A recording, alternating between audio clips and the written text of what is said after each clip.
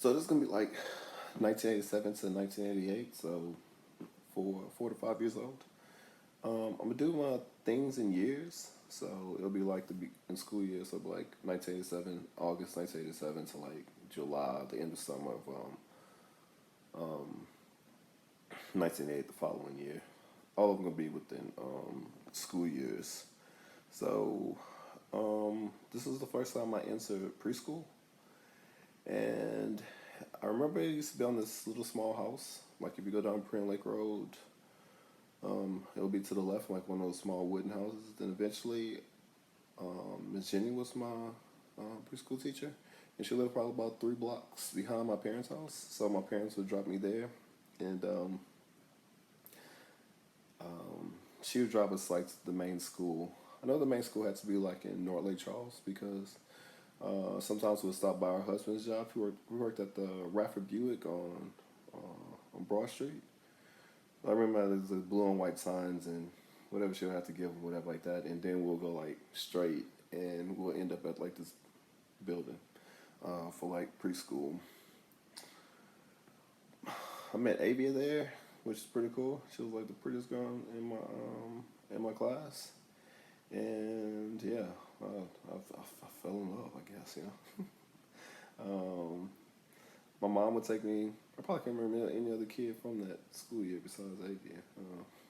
My mom took me to Dale Champs in order to get my little red and blue mat for nap time at preschool.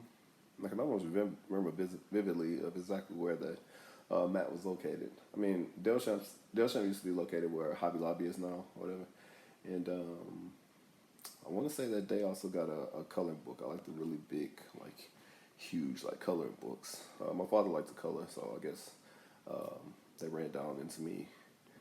But yeah, I remember one of my happiest moments was when my dad was picking me up from Miss Jenny, like from the house. That was a few blocks down, and I don't know why he thought like that would be like a great idea to pick up me in a wheelbarrow, but it was like one of the greatest ideas in the world because to a kid like sitting inside of a wheelbarrow going home, yeah, it was basically in a Rolls Royce or like a chariot driving home.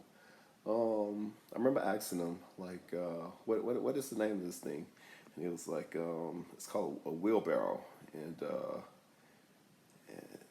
wrote it through my head. I was like, I couldn't figure out any like words that would make sense of this.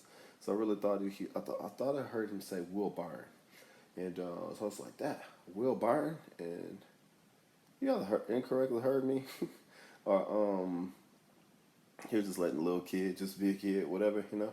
And he was like, yeah, a Will Byron, and so I just started busting out laughing, like, cause my neighbor Byron, like, I mean, we were the same age. I just imagined Byron with like a wheel for a leg, like a wheel Byron. I don't know, it was funny shit, or funniest thing in the world to me, you know. But yeah, that whole ride home, I was just elated.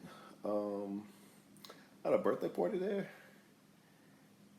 Actually, I had 2 birthday parties. One being at the preschool and one being at home. One of them had a He-Man cake for sure, and I remember that happened that year. Graduation came up. I was hoping that I would be able to be with Avia the following year, but I ended up going to Immaculate Heart for kindergarten, and nah, that was the last time I ever seen Avia.